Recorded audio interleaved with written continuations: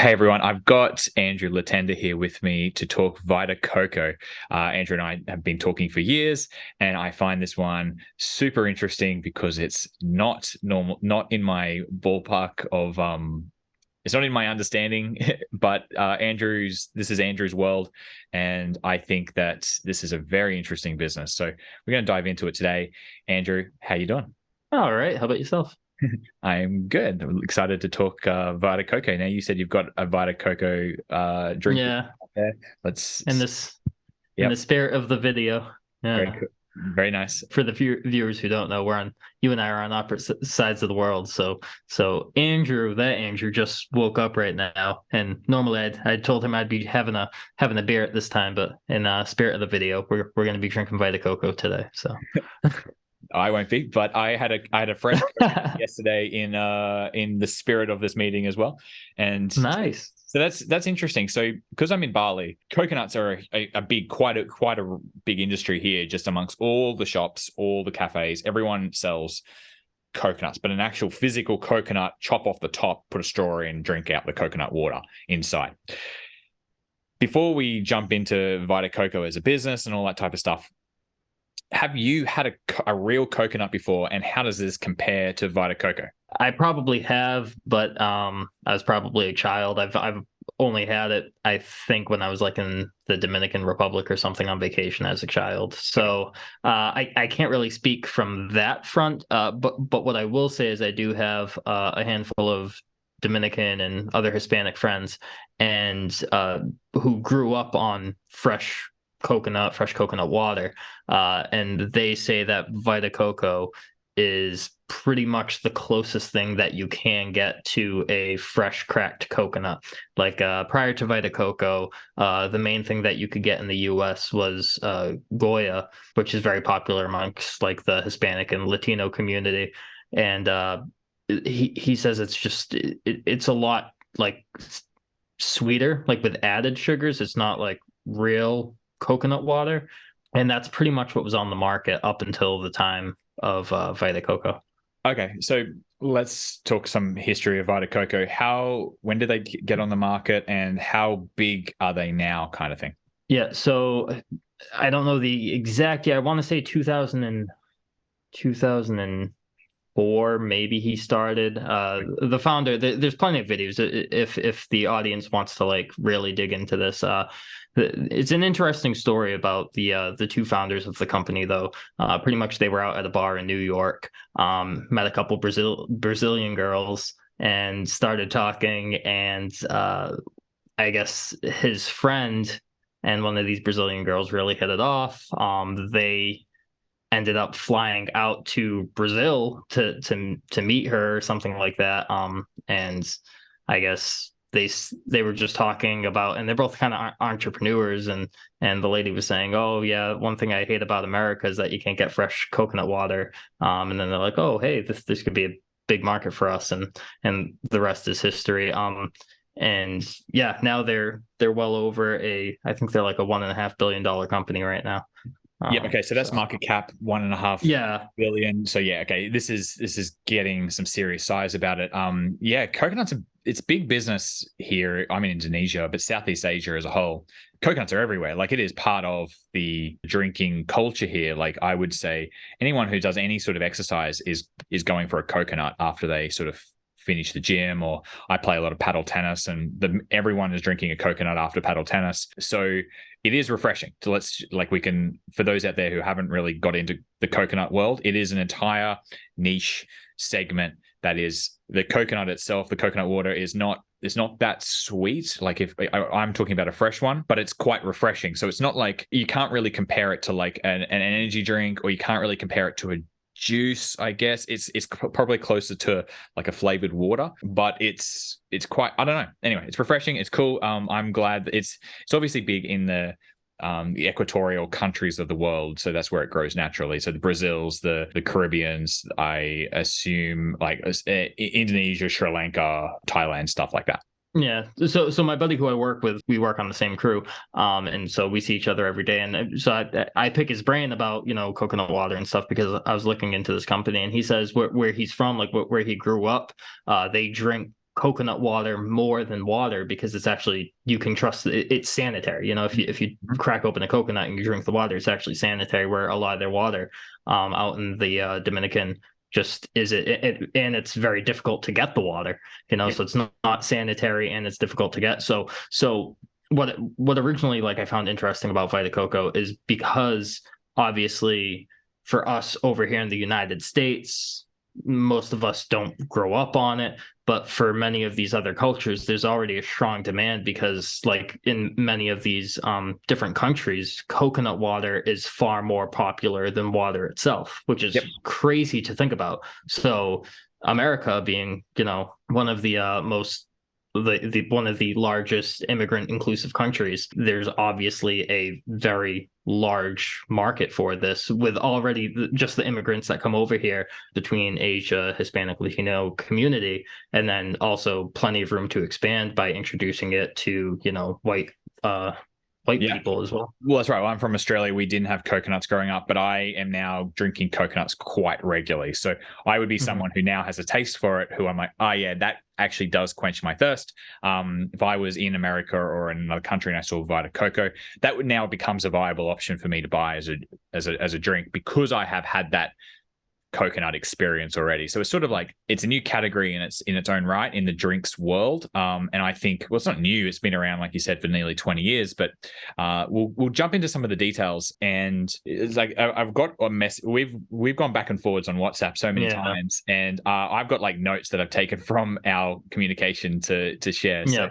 it's, you told me early on that this is right in your wheelhouse. Yeah. Why is it in your wheelhouse? Yeah. So if any of your viewers do know me, many of them might not, but I like this is where you and I typically differ, is I enjoy consumer-based businesses, very simple to understand, very simple to follow, meaning I can walk into a store, check the shelves, see, are they at eye level? Are they down on the floor? Are they getting end cap? How much of that category of that shelf space are they taking up? So energy drinks, just most consumer brands, that's kind of right up my wheelhouse. It's very a Peter Lynch style investing approach. So Vita Coco naturally was right up my alley. So I started digging into the business. And originally, I remember when I first stumbled across, when I first realized that Vita Coco was a publicly traded company, and I started digging into it, I remember contacting you first and foremost, and I said, hey, you know, pick a hole in this for me. Is it crazy to understand? Because I was originally thinking their entire business is just coconuts. And I said, it's not like in these first world countries a lot of the time. So like, if there's a drought and then there's a fire, what if like all the coconuts that they're getting their supply from, like what if all these coconut trees just like burn up in a forest fire or something like that? And then, you know, to grow a coconut tree takes years upon years. So I was like, well, you know, and you were like, I wouldn't really worry about that. And then I started digging into the business and realizing that where they source their coconuts from are extremely diversified. Yeah, we'll dig into, I've got a big list of like potential risks, which we're going to get to, which is plenty, but I think it's really important to go through them because they're all actually quite easily to, like, you can explain nearly all of them. Yeah. I think we should go over the risks first, because that was the interesting part. I didn't want to, something about this company I didn't want to like, which is like the weird thing. I was like, Andrew, please poke holes in this for me, because I didn't want to like it. And then I started realizing with all the beer thesis, I was like, oh, actually, you can prove that incorrect. Like these guys have a moat and this and that. So we can start diving in if sure. Yeah, the negatives I think help its case. You're right. Exactly. So do we have to give any more background to what Vita Coco? It's pretty obvious, isn't it? Like it's a coconut drink. It's not just coconut water. Like they've got some other stuff, right? Yeah, I actually have a few products near me, but they have coconut milk, coconut water. They have coconut Vita Coco pressed now, which is coconut water, but with a little bit of the flesh pressed into it. So you get more of a, because for those of you who don't know, who don't drink coconut water, it tastes nothing like coconut that you think of, like coconut flavoring. The coconut and the coconut flavoring actually comes from the white flesh, whereas coconut water tastes nothing like that. So coconut water itself, this tastes nothing like that, but they have coconut water pressed, which tastes a little bit more like coconut. They have coconut milk, which tastes a lot like coconut. And then they are also coming out with juices now, which actually are phenomenal. They have a coconut pineapple and coconut mango, and that I think is actually a really fast growing category for them as well. But we can dive into that Yeah, a little bit more. But we got a lot to yeah, get through, and this is yeah. this is gonna be fun. Let's just go back to let's try to pull it apart first, and then we'll go into like the competitive advantages, the industry, the what else. I think because as we go through the negatives, you'll be able to explain. We might be able to understand the business a bit better. So one of the first negatives that I had to this idea was because it's coconuts are grown in specific climate zones, obviously, and I'm from a farm and I know the agricultural industry a little bit. So I thought there's going to be serious ups and downs of the import export cycles, the issues with supply. You're going to have issues with currency, and there's like just the logistics of moving things into countries, especially agricultural products. It's messy and it's difficult, and it's especially with some of these countries that don't play by the rules. Like we're talking the countries of the equatorial countries, and a lot of them have a lot of corruption. There's just issues with their port systems and how things move, and there's going to be delays. Anyway, there's a lot of headaches involved in the importing exporting. That would be one concern that I'd have, is like things could be going well and all of a sudden there's an issue, and it's going to be a lot of issues all the time. That would be one. It's a hard thing to do. Yeah, so over the years they've become extremely diversified with the contracts of these farms that they have.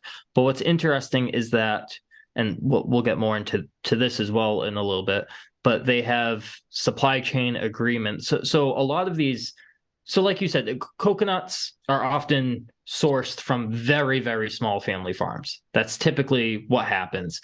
So what Vita Coco did is they go out to these different countries, the Philippines, Brazil, El Salvador, various others I can't think of off the top of my head, but they go out, they actually invest in these communities, and they gather up a bunch of different family farms, source them all together, pool them all together, and they invest a bunch of money in there, set up facilities for them, and now they actually have these.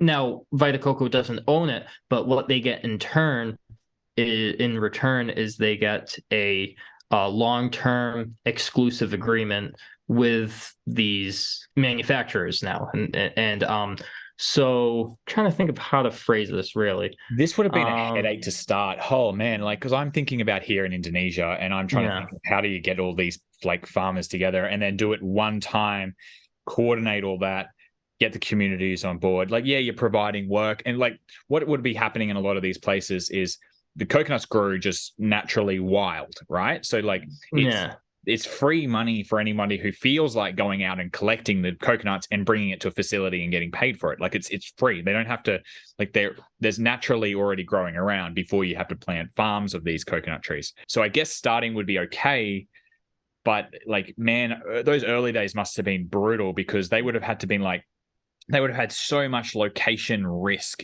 when they first set that up. It would have been like everything all in one place, going, oh my God, if we have any issue with the government, which is likely, we're going to our supply chain. So that's what I was trying to get into, though. You kind of put me back on track there, is that they actually invest so much into these communities where it makes more sense for these communities to not turn corrupt or whatever, because for the communities where Vita Coco is sourcing their coconut water from, it went from a zero industry, because a lot of these people who had coconut farms and everything, the coconut water itself was a byproduct that would just go to waste.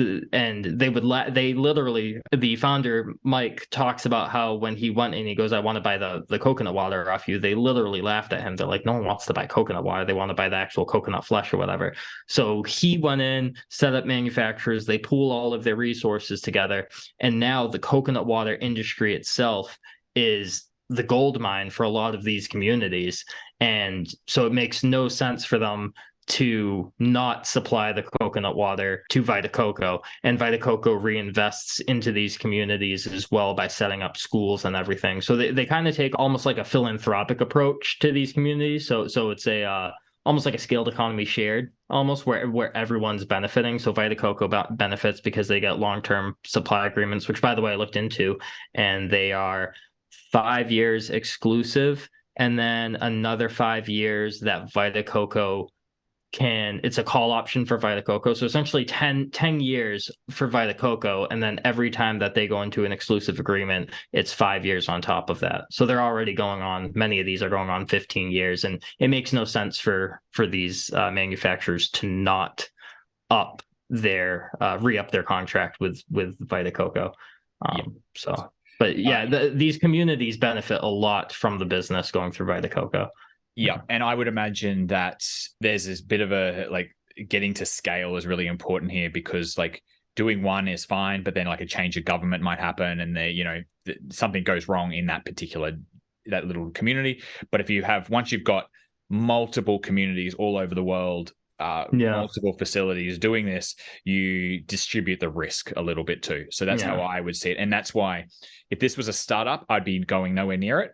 But because it has done the hard work, I think it's now safer, of course. And it's actually interesting that the business almost went. Mike, the founder, talks about how the business almost went under before it even got started. Him and his co-founder pretty much took their life savings after setting up an agreement with one of these suppliers of coconut water, imported everything into the States, and then he got a call, like it was like a massive shipping container of packaged coconut water, and then they were like, oh, well, it has to go through customs. And they're like, what's your customs number? And he's like, what? I don't know what you mean. And they go, well, we can either destroy all of your coconut water, or we can put it in like a storage unit for you, which he didn't have the money for either. So they end up having to get it sent back, and he had to hurry up and get everything straight. But it's a supply chain nightmare, especially when you're just starting out trying to figure it all out. Like, it's a lot of upfront capital,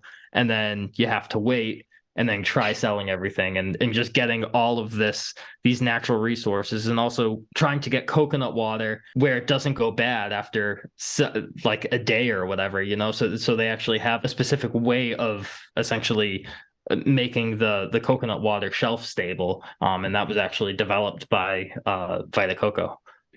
Right. So this leads me to my next negative point, which would be that this is a super hard business. Like you said, it's very capital intensive, and it's susceptible to millions of variables, like exactly that situation you're just explaining. Why is that actually a good thing? Yeah. So once again, all of these answers I'm getting are actually from the founder, just listening to podcasts and everything. And he talked about, and when he got started there, he thought he was the only one doing it. And then he went to sell his product, try getting it into stores, convenience stores and everything, and they said, oh, well, we already have one, he just came last week, and that was the coconut water brand called Zyco. And what you realize is that the coconut water, because it is so capital intensive up front, and because the market is not so large right now, it's not like a Coca-Cola where there can be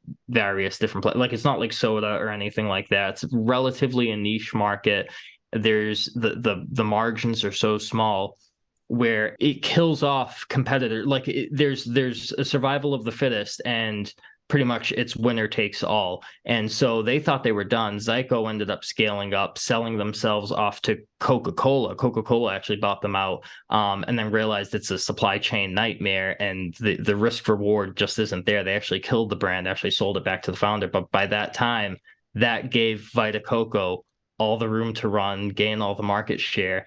And now they're the only profitable coconut water brand in the space, and they only turned profitable like 2 years ago. So I mean, you can imagine it was 15 years in the making of trying to turn a profit. And so they're the only ones at scale now that can actually make a profit, because the margins are so slim for a beverage company. Tell me about the margins and why a Coca-Cola would have killed it. And Pepsi, so you mentioned this the other day to me. That's all. Yeah. So. And this was interesting. I found this out because I'm an investor in Boston Beer, and I was listening to a podcast with their CEO who came over from Pepsi. Ironically, when the ex-Boston Beer CEO left to go to Vita Coco. Okay, wait, say it again. So Wait, who's working at Vita Coco? Who are these people? So Roper, who came from, he was with Boston Beer for like 15, 20 years. He was the CEO.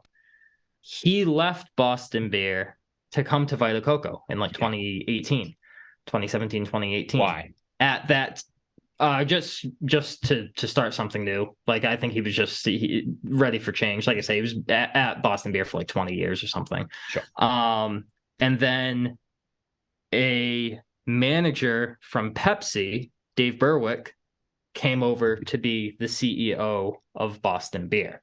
So I was listening to Dave Berwick talk about when he was over at Boston Beer, and it was just a podcast he was on. But anyway, he was saying the biggest change from coming to from Pepsi to Boston Beers in the boardrooms of Boston Beer, it's product first. Doesn't matter about the margins or anything like that. We'll find a way to make our margins as long as this product can sell. Like, we just want to create a product that the consumers like. And then whereas Pepsi, it's the exact opposite. They come in and they go, they're going to present something. He goes, it better have over 40% gross margins, or a clear path to over 40% gross margins. Otherwise, it's just not worth their time at all. So interestingly enough, Vita Coco on their most recent earnings call just said, because they just like clipped right around 40% gross margins, and analysts were asking, oh, is this the long-term vision? They said, no, we just kind of had short-term benefits. The long-term gross margin you can probably expect to be high 30s. So it's interesting. The margins are just high enough where they can make a profit, but it's just small enough where the big players of Pepsi and Coca-Cola don't even want to partake, because they both actually. So like I said, Coca-Cola bought Zyco, and then Pepsi, the name is slipping me right now, but they also purchased the brand and also killed that brand as well. So right now, the Vita Coco is the only profitable and like largest player in the space, and so that is a bearish thesis. People will say, oh, Coca-Cola and Pepsi will just enter the space and kill them. It's not that simple. Yeah. Yep. Okay. So we're starting to talk about now the moat around this business. So you've said brand potentially is some sort of moat here, but you actually said the real moat is that the coconut water is actually a terrible business. So I can even read what you wrote to me, and then we can sort of pull it apart a little further if you like. So you said that because coconut water is optically a terrible business, with the logistics to get the fresh pressed coconut water cleanly bottled, packaged, sent from Brazil or Asia into the USA, it took a decade to become profitable, but their market share has grown to above 50% now. Is that true? In their most recent earnings call, they're actually above or just pushing 60% now. 60% of the coconut water market, or just the coconut drink market, or what's the market? Coconut water in the US is 60%. In the UK, they actually have over 80%. So in these markets where where coconut water is still relatively new, meaning not, Asia or these, Hispanic countries, over in the US and the UK, where it's predominantly white people who have never had access to coconut water. These are the markets that they're really trying to expand in right now. And they just have like the lion's share of the market share, and it's continuing to grow quarter after quarter as well. Interesting. And another competitive advantage they have that you said was that if they do like smaller players coming into the space, it's so difficult. Like, they won't be able to handle the logistical nightmare, and the economies of scales just won't work for them for such a long period of time. Yep. Okay. So I think we're getting a good feel for why this is an interesting business. I don't mean to cut you off, but also don't forget the smaller players too. Not only is it tough to get to scale to become profitable, but Vita Coco has exclusive supply chain contracts put in place with many, if not most, of the suppliers around the world, the reliable suppliers anyway. So they can't just go to anyone who has coconut trees and coconut farms and go, hey, I want to buy your coconut water. They're going to say, sorry, you have to wait another 5 years, for our contract to expire. So Right. So good luck competing, because it would be brutal. Mhm. Is sort of what we're trying to say here. So then that the conversation in turns is, okay, if they have such a good dominant position in their market, what's the market going to look like? So is this just always going to be a small drink segment, or is there indications from management and from meetings that you've been listening to that the overall market for coconut related drinks, what avenues do they have, what's the growth looking like for the future, how big can this get? How big it can get, I don't know the exact answer of how big I don't think anyone knows how big it possibly can get. However, what I do know is that there's a bunch of room to expand for a very long time. And management's goal right now, like they don't care if they're private label or not. Private label is about 30% of their business right now. They don't care because they own like they own the entire market share essentially. And what they're trying to do is just expand the coconut beverage to consumers by educating them, like saying, hey, you can use this in mixed drinks, you can use this as an alternative to Gatorade. So they're trying to get into the energy, they're trying to get into, the sports drink, meaning trying to tackle, a healthier version of Gatorade. They're trying to get into the alcoholic industry. They partnered with Captain Morgan to create canned cocktails. They're trying to say, hey, it's a perfect hangover cure. So instead of having to drink Pedialyte or having to drink all these other different brands, Liquid IV or whatever, they go just crack open a coconut, Vita Coco, and it has all the potassium, all the electrolytes that you need. And then also really the only like white folks in America. So think, I don't know, is America made up of 75% white or whatever? Really, it's only like soccer moms that have really adopted the coconut water right now. And so there is just a lot of room to expand, not to mention that a lot of people across the US who do drink coconut water regularly. Like I said, a lot of Hispanic and Asian people will just drink, Goya or whatever. Coconut, Vita Coco still hasn't even entered into a lot of different core markets. So like there is still a lot of room to expand. And it's the fastest growing beverage category right now, even faster than energy drinks, which energy drinks for a very long time in the US was the fastest growing beverage category, and sparkling water as well. It's growing faster than sparkling water too. Interesting. So like the comparison would be is, I wonder if, for anyone who studied Monster Beverage out there before, it's something that I'd love to see the playbook of Monster Beverage, and whether Vita Coco is going down like a similar growth kind of profile as Monster Beverage. Because for anyone, like Monster Beverage was this huge winner on the stock market, essentially. Like anyone who invested in those, 20 years ago or whatever, it was well over 100 bagger quite quickly. I think it happened in a decade or so. Like I can't remember. Yeah, it happened in like 8 years or whatever. I just actually ironically reread the book 100 baggers, and yeah, I want to say it was like 7.5 or 8 years. Yeah, incredible. And just with ultra high growth, the question is, can, like, energy drinks, I guess I don't even drink energy drinks, so it's hard for me to understand that market. I didn't know how big it is, so I'd love to understand, like, I'd love to go back to a Monster Beverage and see what they were talking about, like their total addressable market,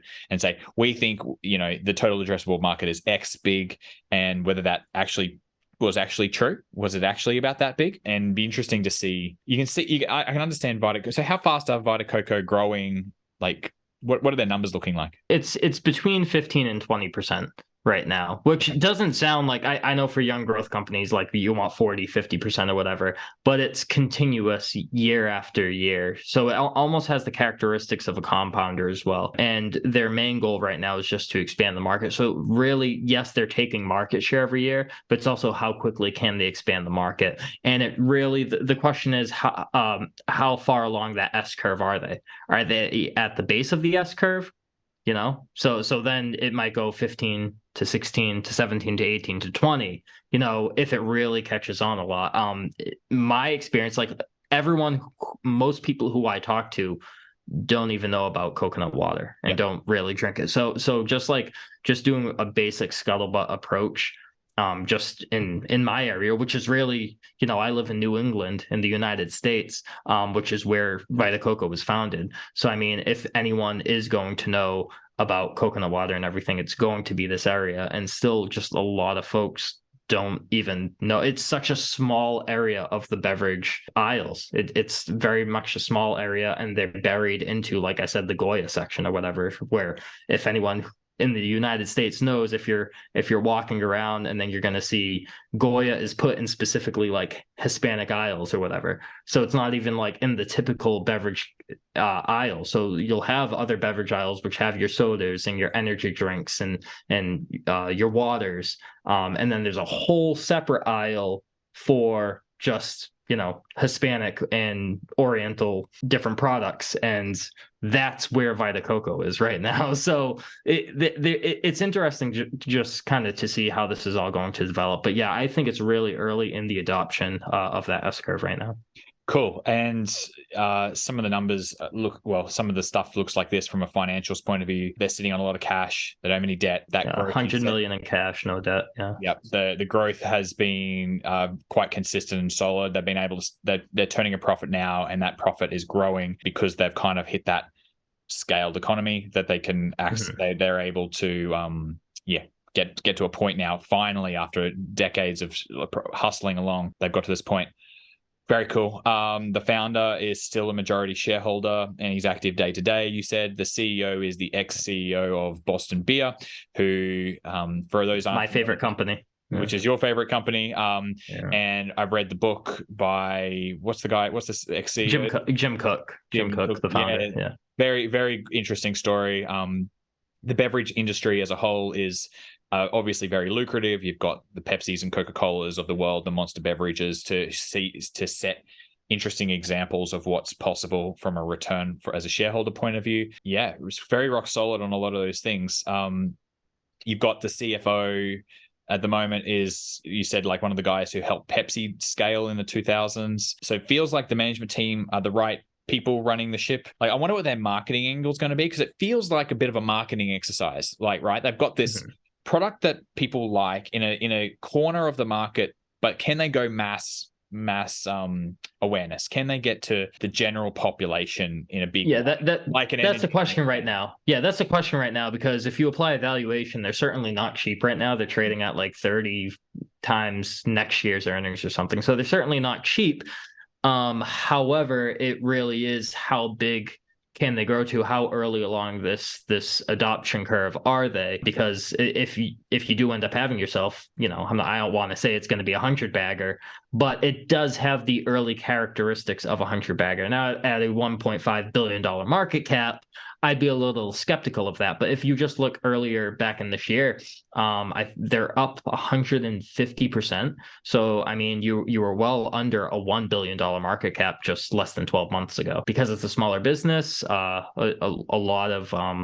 lot of volatility. So, I mean, there could be great opportunities to get this thing cheap and give yourself the opportunity of a 100-bagger. Yeah, man. I think we've covered most of that pretty well, and I don't really have any more questions for now. The one thing you did say to me in another message was that maybe it's an opportunity, like you said, because it's kind of unfollowed, not quite mass scale yet. It's not that popular. Like, it's a bit off the radar. I hadn't heard about it until you told me about it, and like, I wonder if there is going to be, like, if there is some sort of black swan event or something that dramatically happens in the supply chains, and Vita Coco, like, there's something goes wrong with Brazil or something like that. I don't know. This could really, like, tank the price of the stock for, macro reasons, where that could be an opportunity to get in. So the valuation feels high at the moment, but then it depends on future growth, the longevity of this business, and whether they can, if they're going to turn this into something huge, buying it at $1.5 billion and it's going to be a 50 billion, 70 billion, $100 billion company, buying it at 1.5 billion sounds like a great deal. Just depends how fast they're going to do it. All right, sweet. So we talked about valuation just before, thinking potentially, if you looked at it right now, it's looking like it's on the higher side of valuation, but depends on the destination a little bit here. So destination analysis is probably the way to look at this, and potentially keep an eye on it because there could be curveballs that happen in this industry. And I was just discussing with you the stock dilution, and you talked, there hasn't been much. So it's like, I'll tell you the exact, it's gone from 57 million.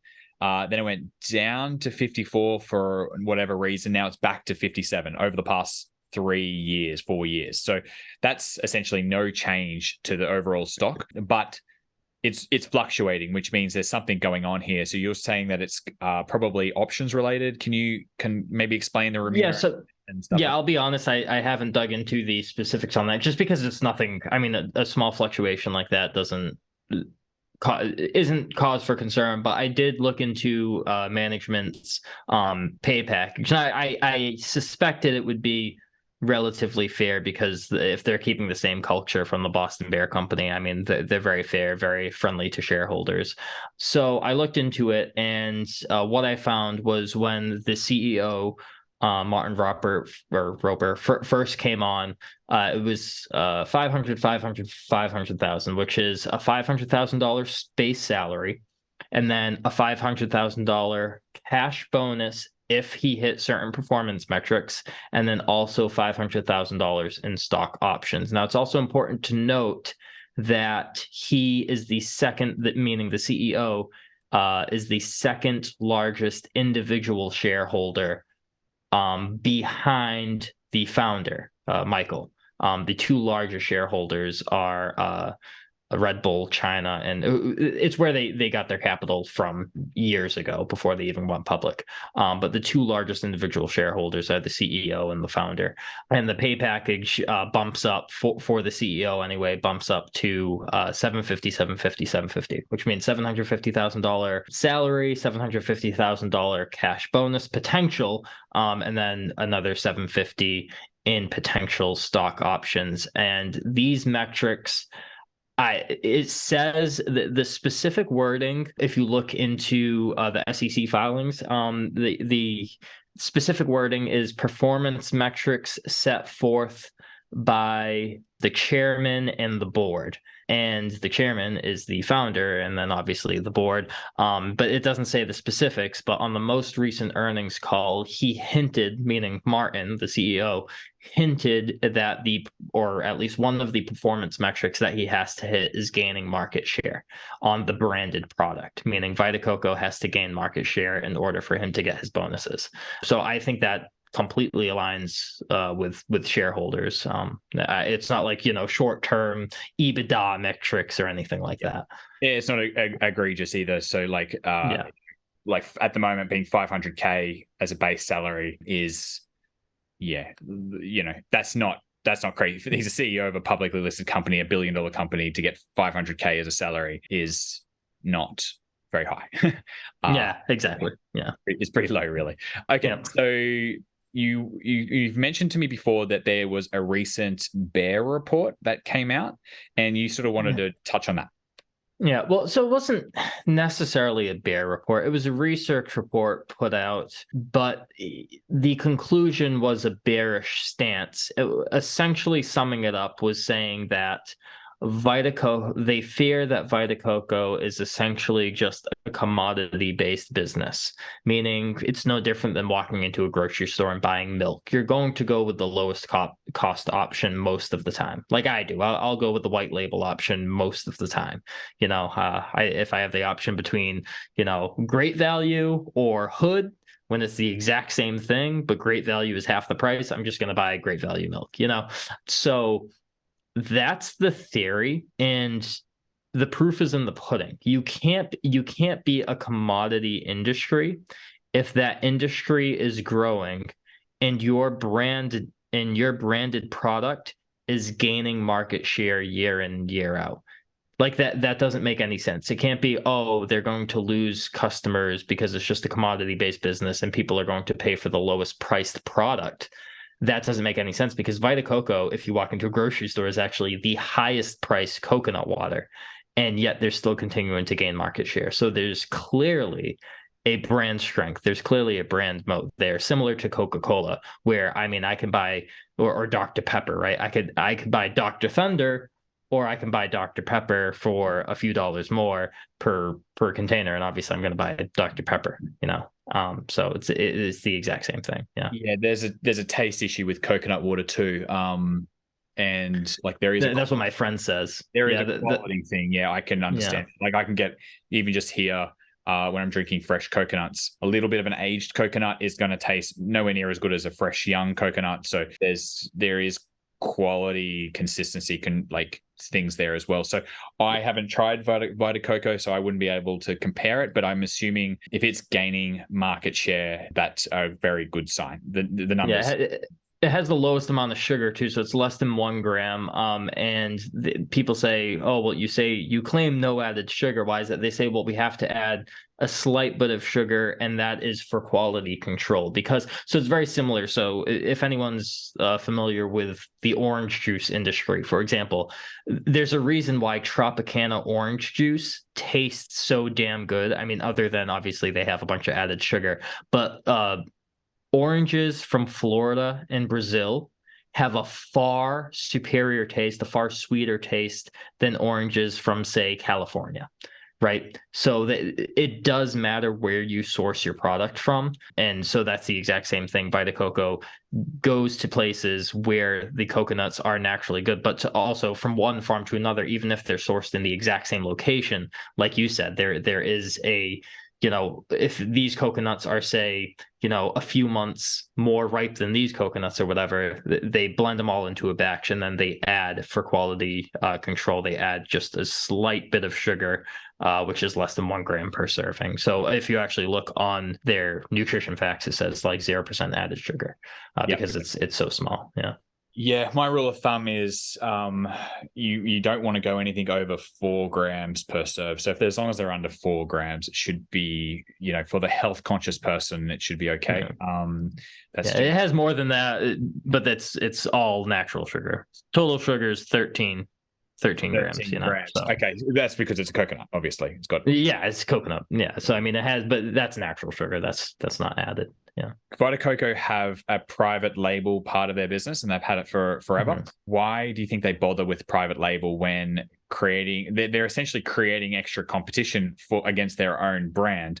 So why would they do this? The management team has talked about this. They're very open about this because, like I said, coconut water, even though they've been around, 15, 20 years, whatever that number is, it's still only catching serious traction over the past couple of years. It's still very early in its adoption. And like I said, they're just trying to educate the consumer, really. That's their biggest competition right now, is educating the consumer. They don't mind taking smaller margins if they can get far higher volume, because there's really no one that's competing with them anyway.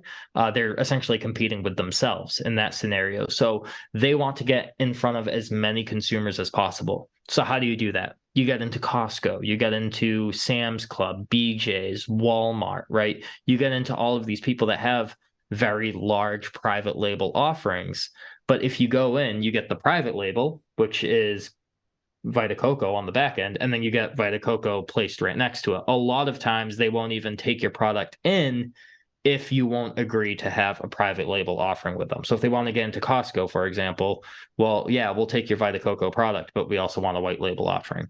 Now, interestingly enough, just recently, last quarter, that they announced that they're probably going to be losing their major white label deal, which is going to hurt revenues in this most recent quarter, or going into Q4. Going into year end, it was going to affect the revenues. And then in the most recent earnings, they said, oh, never mind, we ended up getting that customer back, that white label customer, which was their largest white label customer.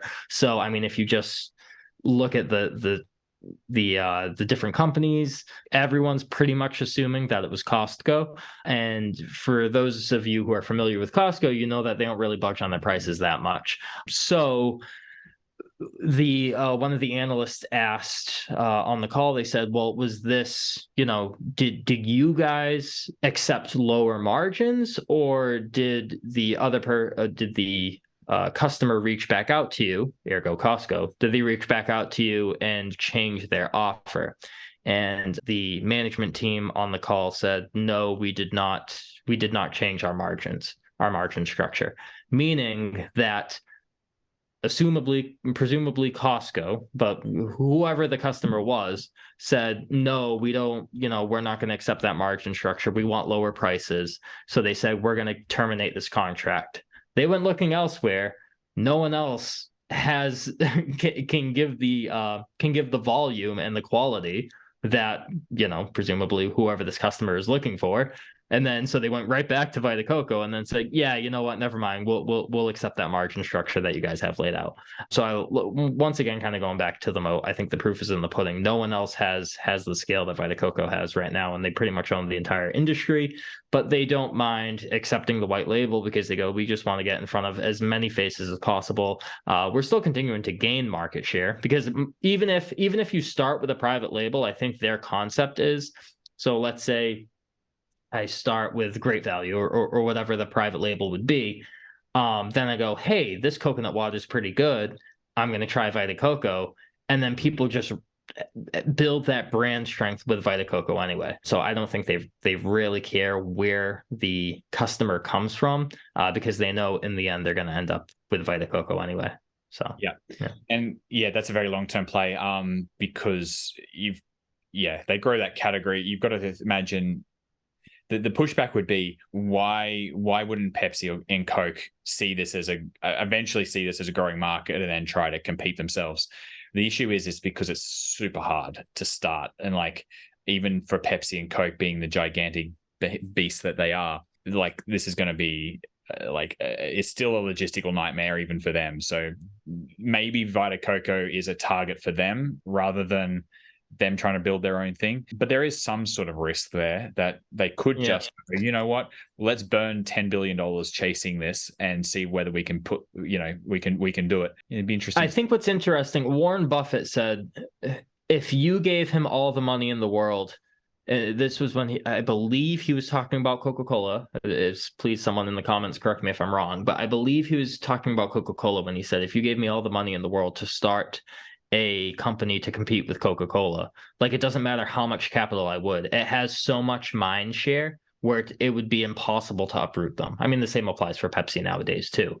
But like those soda brands, it would be impossible to uproot them just because of how much mind share they have, no matter how much money you throw at it. And like we talked about earlier, I mean, Pepsi and Coca-Cola both tried themselves. Yep. And it doesn't, because you have to realize how bureaucratic those large companies are nowadays too. I mean, it's similar. I don't want to get too off topic, but it's similar with Dropbox back in the day. That the thesis, what everyone was saying, the Googles and the Microsofts are going to come in and kill Dropbox. Well, Dropbox kind of sat at that sweet category where it's like, yeah, there will be other offerings, but these companies such as Google and Microsoft are too large, where the addressable market where Dropbox was sitting wasn't large enough for Google and Microsoft, so they had to focus on other things.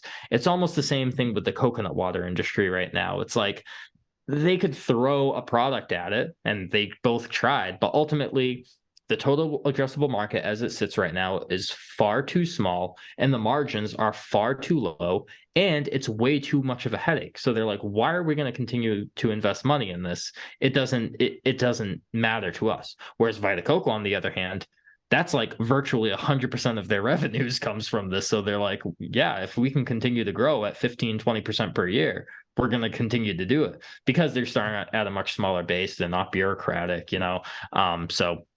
and then when the market does get large enough, let's say years from now, where it does make sense for Pepsi or Coca-Cola to enter, I mean, if Vita Coco is growing market share year in and year out, are they going to try competing when Vita Coco has 85% market share? I mean, I guess they could try, but would it really make sense? It's going to be tough. and the margins might just never look attractive for them. So they just might that's we have to think about. What other questions did I have? I think that's pretty much covered. Do you have anything else that you kind of wanted to hit on that we haven't covered?